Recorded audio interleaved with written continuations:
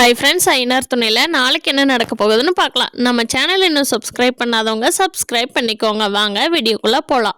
எல்லா ஜோசியர் ஜாதகமும் பார்த்துட்டு போனதுக்கப்புறம் எல்லாரும் குலதெய்வுக்கு போகலாம், கோயிலுக்கு போகலான்னு சொல்லி முடிவு பண்ணியிருக்காங்க இல்லையா? அதுக்கு எல்லா ஏற்பாட்டையும் சோழன் ரெடி பண்ணிட்டாரு. காலையில் எல்லாரும் அறக்க பறக்க கோயிலுக்கு கிளம்பிட்டு இருக்காங்க. உட்பட எல்லாருமே கிளம்புறாங்க. அப்போ சேரன் சொல்கிறாரு, ஏண்டா சோழா, நம்ம காரில் தான் இடம் இருக்குல்ல, நம்ம சந்தாவையும் அனுஷையும் கூட்டிகிட்டு போகலாமா அப்படின்னு கேட்குறாங்க. எல்லாத்துக்கும் ஒரே சிரிப்பு. அண்ணன் என்னண்ணே, என்ன சந்தா வீட்டுக்கு போயிட்டு வந்தோடனே சந்தாங்கிறியே அப்படிங்கிறாங்க. அதுக்கு இல்லைடா, நான் அவ்வளோ கஷ்டத்துலேயும் அங்கே போனப்போ உடனே வாங்கன்னு எந்த ஒரு முகம் சுளிக்காமல் வீட்டுக்கு வர சொல்லி சாப்பாடு போட்டு என்னை எப்படி பார்த்துக்கிட்டாங்க தெரியுமாடா? இல்லாமல் அவங்களுக்கு டெய்லி வேலை இருக்குது அனீஷுக்கு. அதனால சந்தாவை எங்கேயுமே அனீஷ் கூட்டிகிட்டே போகிறதில்ல. நம்ம கூட்டிகிட்டு போயிட்டு வருவோமேடா, கோயிலுக்கெல்லாம் கூட்டிகிட்டு போயிட்டு சுற்றி பார்த்துட்டு ஜாலியாக கொண்டு வந்து விடுவோமே அப்படிங்கிறாரு.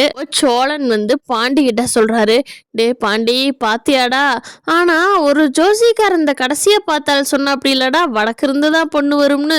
ஒருவேளை நார்த் இந்தியா பொண்ணு சந்தாவாக இருக்குமோடா, பேசாமல் அதைவே அண்ணனுக்கு கல்யாணம் பண்ணி வச்சிடலாமா அப்படிங்கிறாரு.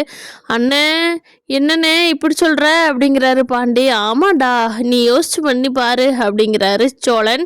பாண்டியும் பார்க்கலான்னு, அப்படித்தான் நடக்கணும்னு இருந்தால் நடக்கட்டு அப்படிங்கிறாரு.